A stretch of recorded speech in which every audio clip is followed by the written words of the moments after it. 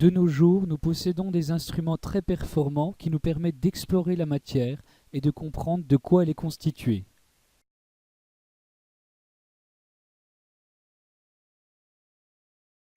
Mais très tôt, les hommes se sont posé la question au sujet de la composition de la matière. Cela a commencé dès l'Antiquité. En effet, nous allons nous intéresser à deux personnages.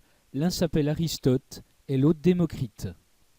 Aristote est né vers 384 avant Jésus-Christ et mort à 322 avant Jésus-Christ, et pour Démocrite, 460 avant Jésus-Christ, et il est mort en 370 avant Jésus-Christ.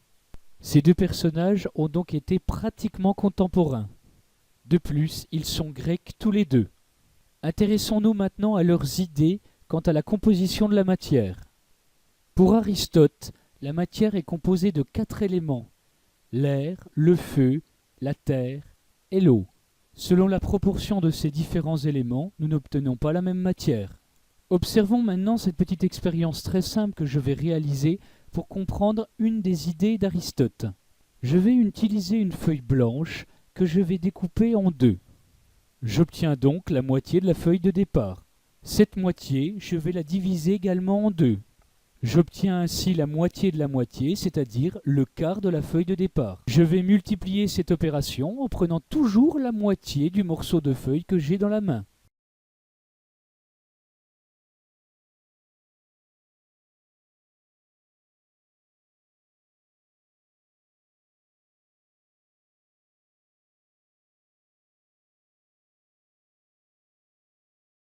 Je comprends aisément qu'il me reste toujours un morceau de feuille dans la main, sauf que celui-ci devient de plus en plus petit.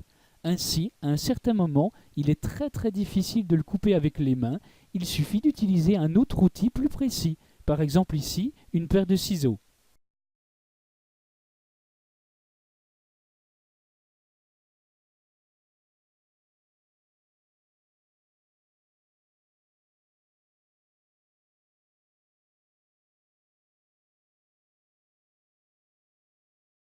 Le morceau de feuille est devenu encore plus petit, et même cette fois avec les ciseaux, j'ai du mal. Il faudrait par exemple que j'utilise un autre outil plus précis que les ciseaux, par exemple, un cutter. En utilisant cette expérience très simple, nous pouvons comprendre l'idée d'Aristote qui est la suivante. La matière peut être divisée à l'infini. Elle devient effectivement de plus en plus petite, il faut simplement changer d'outil pour la diviser. Récapitulons la théorie d'Aristote.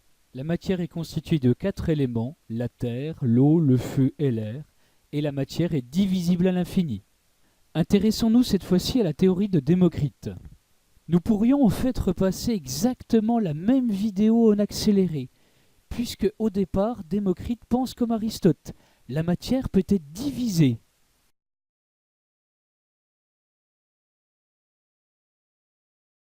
Sauf que, à un moment, nous tomberons sur une particule microscopique, invisible à l'œil nu, qui, elle, ne pourra pas être coupée, ne pourra pas être déformée.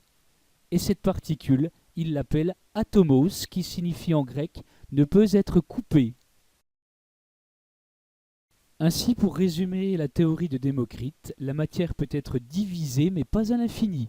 Elle est en effet composée de minuscules grains de matière insécables, indéformables, nommés atomos. Il va alors se passer quelque chose d'incroyable pour différentes raisons. C'est la théorie d'Aristote qui va s'imposer et celle de Démocrite sera mise au placard, en quelque sorte, et oubliée pendant plus de 2000 ans. C'est seulement au XVIIIe siècle que Dalton démontrera que c'est Démocrite qui avait raison. La matière est bien composée de minuscules particules appelées les atomes. Parfois, sous certaines conditions, les atomes s'associent entre eux. Ici à gauche, j'ai représenté en blanc 2 atomes d'hydrogène et à droite, en rouge, un atome d'oxygène. Eh bien, ces atomes peuvent s'associer pour former ce que l'on appelle un groupement d'atomes, c'est-à-dire une molécule. Nous avons formé ici la molécule d'une substance que vous connaissez très bien, puisqu'il s'agit de la molécule d'eau. Ainsi, à l'échelle microscopique, l'eau est en fait constituée de molécules d'eau.